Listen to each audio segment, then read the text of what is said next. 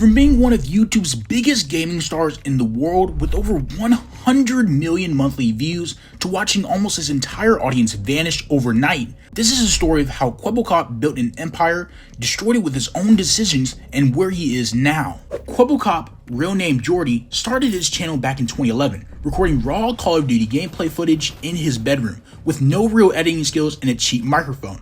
And for a while, nothing really happened. But everything changed in 2014 when he teamed up with two major Dutch creators, Jelly and Slogo, to form a chaotic gaming trio known as The Robust. Today we are doing a Q&A with Robust. Who have we got here? Introduce them. Their GTA 5 funny moment videos exploded, pulling millions of views per upload. Fans would refresh YouTube every day waiting for the next episode. Within just 2 years, Jordy had already hit 6 million subscribers and crossed 1 billion total views. For a long time, he was YouTube royalty, one of the faces of gaming entertainment. But behind the scenes, the pressure to upload daily was destroying him. He admitted he was burnt out, depressed, and trapped by a schedule that didn't allow him to take a single break without worrying about his entire business collapsing. I was suffering from depression and a burnout, had both. At one point, I came to the thought, hey, maybe I should try it and give it a shot and see where it brings me. My perspective on life really changed in a way where I started taking better care of myself. On top of that, creative differences with Jelly and Slogo kept building until he finally reached a breaking point. Jordy left the trio permanently. Why did I stop recording with Jelly and Slogo, man? Some people think that we're in a massive fight. Some people genuinely believe that I hate Jelly and that I hate Slogo, man. Or Slogo, I should say. And that I hate Crainer. And oh my goodness, not Crainer. He's the worst person in this world. Let me explain to you guys that this is not true. This is false. And there is absolutely no fight, no conflict between me, Jelly, Slogoman, Crainer, besides just... And although fans supported his decision, it marked the beginning of a massive shift in his career. But before we go any deeper into the story, make sure you like the video, subscribe if you're new, and drop a comment letting me know what you thought about the video. Every bit of support helps reach more views and people just like you. Now, let's get back into it. After leaving the trio, Jordy needed a partner to help bring his vision to life. But this time, he wanted something different. Not another equal collaborator, but someone who could help him build a scalable brand. Through Discord circles and creator networking, he met a small YouTuber named Hassan, who was stuck at a few thousand subscribers at the time. Just loaded up a brand new hardcore world and let's get into it, guys. This is going to be a normal Minecraft video, nothing special, no mods, nothing. Jordy pitched him an opportunity that sounded incredible. Hassan would become the face and voice of a brand new channel called Tiger. But here was the catch. Jordy would own everything. The channel, the branding, the revenue. Hassan would simply perform. Even with this imbalance, Hassan accepted.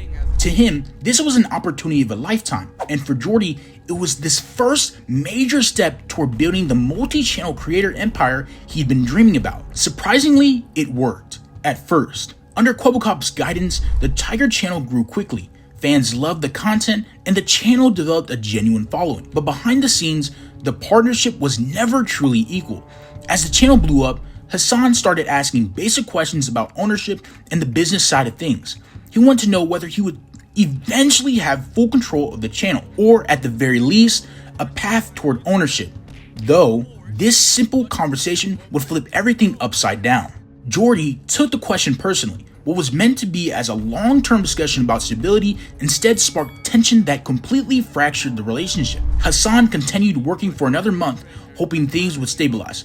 But unfortunately, they didn't. One morning, Hassan had woken up to find that he had been locked out of the Tiger channel entirely. A month afterwards, I wake up and I get a notification on my phone. Your channel access to Tiger has been removed. And at that point, I was like, okay, I can't do this. No access, no warning, nothing. In a single moment, he lost the entire project he had been building. With no other choice, he walked away and started over from scratch with a new channel called Liger. But the story didn't end there. While Hassan was rebuilding, Jordy took all the existing Tiger material and trained an AI system that recreated Hassan's likeness. His voice, his style, even his appearance. They literally nearly copied everything about me, okay? They even got the eyebrow cuts, they even got the beard fade, they even got the glasses, the hair color. But listen guys, you could have done a way better job, man. This looks... This was the first time the public saw Kwebbelkop experimenting with AI as a replacement for real creators, and the reaction was overwhelmingly negative. People were disturbed by how closely the AI resembled Hassan, and even more disturbed that it was being used to replace him entirely. Facing backlash, legal concerns, and criticism from the entire community, all AI Tiger videos were eventually removed. But by then, the damage was already done. A side of Jordy that fans had never seen before had been exposed. One that treated relationships like business transactions and creators like replaceable parts. While the Tiger scandal severely damaged his reputation within the YouTuber creator community, Jordy still had one thing left at the time: his audience, but that wouldn't last much longer. After the Tiger fallout, Jordy tried to move forward like nothing had ever happened. He kept posting daily on his main channel, grinding just as hard as he had done during the peak of his career, but something had shifted. His audience wasn't connecting with him the same way anymore. Over the next 12 months, his viewership didn't just decline, it completely fell off a cliff. He went from pulling nearly 100 million views per month to barely scraping 8 million, a drop of almost 90%. Instead of slowing down to reassess what went wrong, Jordy doubled down. And the idea that had first been sparked during the Tiger situation, the idea of replacing human creators with AI, now became his full obsession. Jordy would go on to launch a new company called JVDB Studios, dedicated to developing AI-driven creator tools. The first major experiment was a 3D animated character named Blue. Go steal some cars. Let's steal the first car. Alright, I think we're just gonna sneak in. We can just walk in. They don't know who we are. You just want to walk in? Okay. Just walk in and... Yo, what up, bros? Hello, sir. How are you? Powered by AI systems designed to mimic gameplay, commentary, and personality. And surprisingly, the Blue channel actually grew. It hit millions of subscribers quickly, but viewers couldn't shake the feeling that something was off. The videos were mechanical, repetitive, and lacked the human spark that made YouTube special. But to Jordy, none of that mattered. Blue was proof of concept. His systems worked. They generated views and they generated money. And that was enough for him. Though the main problem still remained, that while his AI experiments actually grew, his main channel continued to die. And instead of reconnecting with his real audience, Jordy unintentionally made everything worse. He uploaded a video titled "My Most Important Video," featuring a thumbnail that screamed, "I quit." In the video, he explained that he wasn't enjoying YouTube anymore and would finally be ending his decade-long streak of daily uploads. But instead of delivering the high-quality comeback he promised, his next 3 videos were flexes: a $10,000 dog, an orange G-Wagon, and a $7.5 million penthouse. This overall completely shattered what little trust he had left with his fans. To them, it looked like he was out of touch, someone who had forgotten the audience that made him successful in the first place. And then came the video that permanently shifted his public perception. In 2023, Jordy announced he was retiring as a YouTuber because he had successfully cloned himself. He unveiled the Kwebbelkop AI, an animated digital version of himself designed to look and sound like the real Jordy. He proudly revealed that he could now run the entire channel without lifting a finger. For him, this was the ultimate freedom. For his audience, it was the ultimate betrayal. The internet erupted immediately. Viewers said the content felt soulless, lifeless, not even close to the creator that they grew up watching. But instead of addressing the concerns, Jordy fought back on social media. He insisted that people didn't care whether their favorite creators were real or not, and even claimed that most influencers could already be AI without anyone noticing.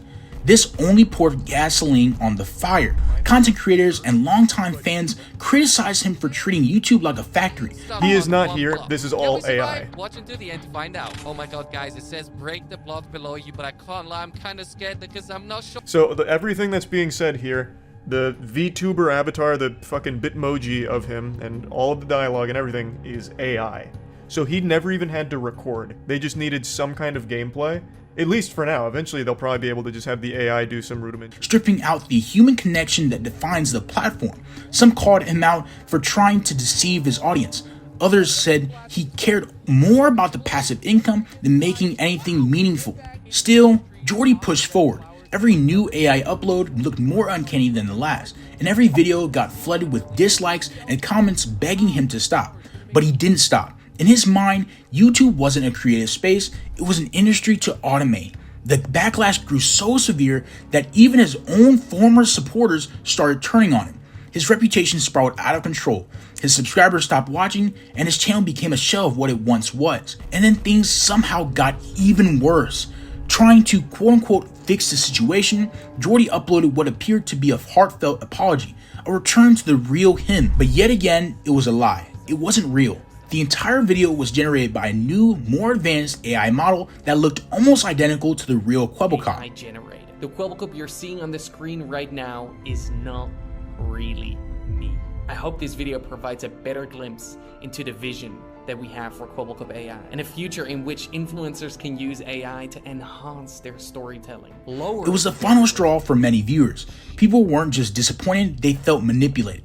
His comments were filled with anger, confusion, and complete disbelief that he would choose to go even deeper into AI after everything it had already cost him. By the time the AI apology disaster settled, Jordy's reputation had completely collapsed. What used to be one of the fastest growing channels on the platform was now drowning in negative sentiment. And this wasn't just viewers being dramatic, real consequences started hitting. YouTube itself finally stepped in. Multiple AI-generated uploads on Jordy's channel were quietly restricted, demonetized, or suppressed in search results. Whether it was due to misleading content, uncanny visuals, or potential policy violations, it didn't matter. The message was clear. You can't replace yourself with a robot and expect the algorithm to treat it like the real thing. And for the first time since the downfall started, Jordy seemed to realize he had genuinely lost control of everything he had built. So he disappeared. For months, Jordy didn't upload a single real video. No AI clones, no animated stand-ins, nothing. His social media went mostly silent, his studio went quiet. The audience he once connected with every single day was left staring at a creator who had essentially automated himself into irrelevance. But then, out of nowhere, he announced something nobody expected, a comeback, a real one. He posted a video titled "I'm Back," and for the first time in over a year, viewers saw the real Jordy. No filters, no AI, no gimmicks. Just him sitting down and admitting that he'd made major mistakes. He talked about burnout, about losing passion, about chasing views instead of making videos he actually cared about. He said the AI era was his attempt to keep the channel alive without destroying himself in the process. But even he couldn't ignore how badly it already spiraled. For a moment, people were hopeful. But that moment did not last. Because after the emotional confession, he announced something completely contradictory. He wasn't coming back to make content, he was returning to build even more AI systems. Jordy had legitimately doubled down on the same direction that had caused the backlash in the first place, talking about automation, virtual influencers, and the future of creatorless entertainment. It became painfully clear that he didn't want to be a YouTuber anymore. He wanted to be a tech CEO. And that's when the audience finally moved on. The views stayed low.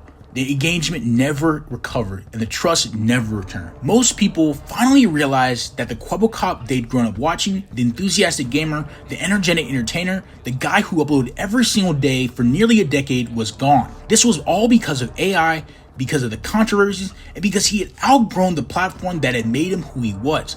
Today, Jordy exists in a strange place. Not a YouTuber, not a villain, not a victim. Just someone who tried to automate his passion and accidentally automated himself out of relevance. And the story stands as a warning, not just about AI or burnout or the dangers of chasing virality, but what happens when a creator tries to separate themselves from the very people who supported them. Kwebbelkop didn't just fail because he changed, he failed because he forgot the audience he spent 10 years talking to. If you want to go even deeper into the world of creators and influencers pushing boundaries for attention, you need to watch my breakdown on the TikTok doctor who is surgically changing people's eye colors, a story that exposes how far online personalities will go to sell an image, and the irreversible damage that comes with it. It connects perfectly to everything we talked about today: ambition, identity, and creators losing themselves in the chase for something bigger.